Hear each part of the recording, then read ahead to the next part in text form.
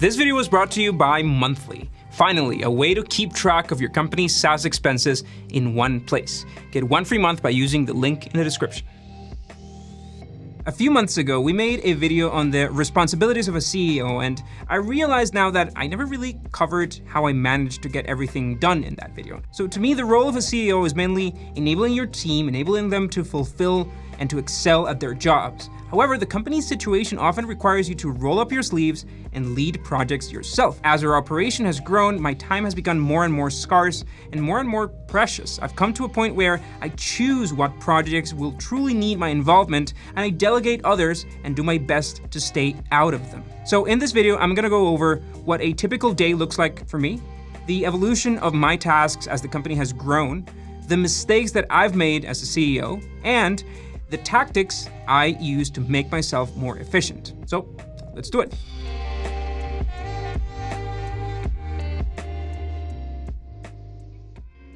The standard routine. This is how a daily schedule looks like for me. I wake up at 5 a.m. almost every weekday. 6 to 7:30, I exercise, usually playing tennis. I start working at around 8:30 a.m., aiming to finish by 6:30 p.m. or so. I block out 2 hours for lunch, which I don't spend in full, but give me the flexibility to eat earlier or late, depending on how hungry I am, to hang out with my family, or to work as a buffer time without meetings to catch up with work. I try my best to be free between 6:30 and 10:30 p.m. to hang out with family, and if I'm done with work, I'll watch a movie or play some video games between 10:30 and midnight. Otherwise, I use that time to wrap up the tasks of the day, and it's a great time to work without any distractions. In bed by midnight, rinse and repeat. Weekends are most sacred to me.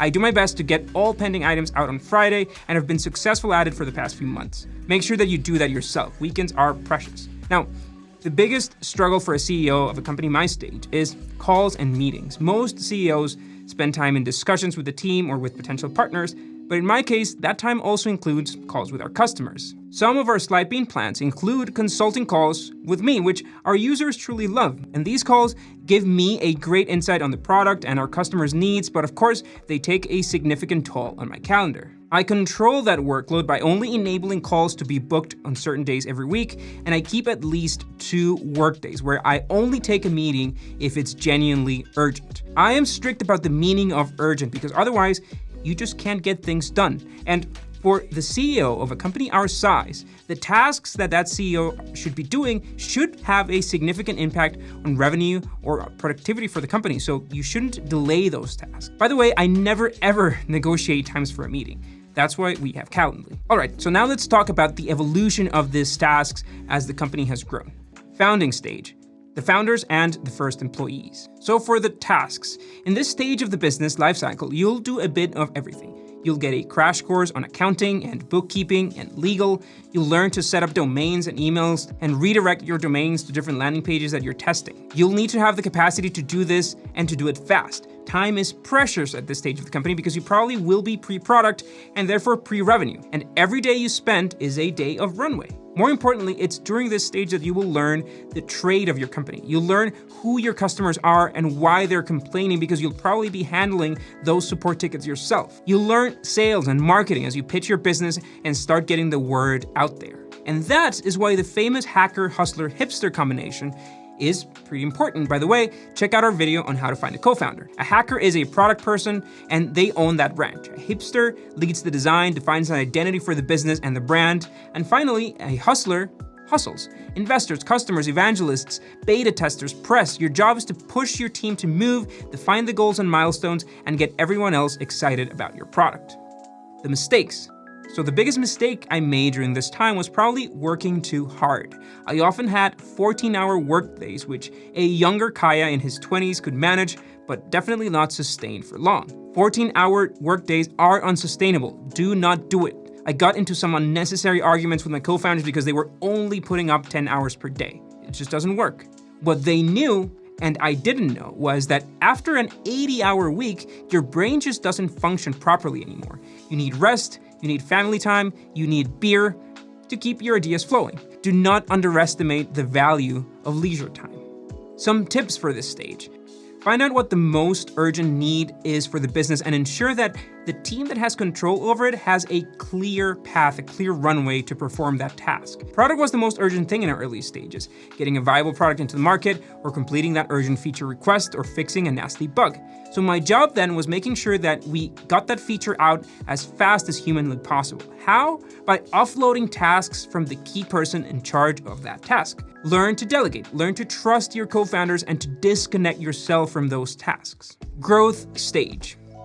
So what are the tasks at this stage? You'll still be doing a bit of everything, but you'll soon find out that you can group specific tasks and put a name on them. You can group all the support and help requests and put them under the customer support person umbrella, or you can group your accounting and bookkeeping tasks and assign them to an office manager. Those will be your first hires, the tasks that you can group and offload. The great thing about this is you know how to do all these tasks. You know how long it takes, and therefore, you know how long your team should be taking to accomplish them. In my case, the task that I could not find a way to delegate was the role of the CMO, Chief Marketing Officer. We could afford some junior marketing people or junior paid media people, but not a CMO. We just couldn't afford one, so I had to become one. And that's the versatility that you need as CEO. As the team scales, you also need to create your first mental organizational chart. Who reports to who? How do you assign teams for efficiency? Which of your hires have the potential to become managers, and which are better off working on focused tasks? Now, regarding mistakes, we actually made a whole video about startup mistakes, so you should go and check that out. But during the growth stage, I should have used this time to put more structure into the things that I have to do every day. The truth is, your schedule will only get busier. You'll soon start losing track of your business development conversations, so you have to begin logging them and make that a habit. I failed at that.